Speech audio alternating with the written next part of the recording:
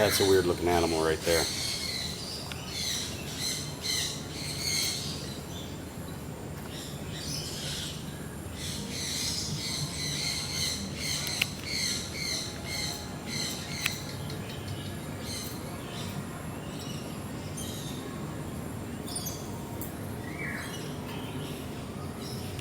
"50 Years, 50 Countries." We're at the Kuala Lumpur bird sanctuary, the largest indoor bird sanctuary in the world.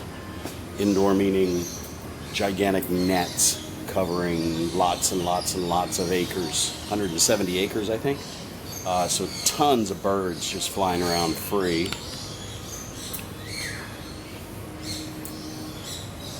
That's an emu, I believe. And this thing right here is absolutely beautiful. The colors are absolutely incredible. And he's just tucked away back here, minding his own business, all by himself.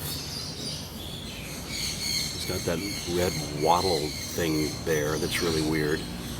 This coney thing on his head is really weird.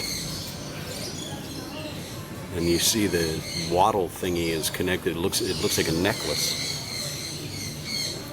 Really, really cool.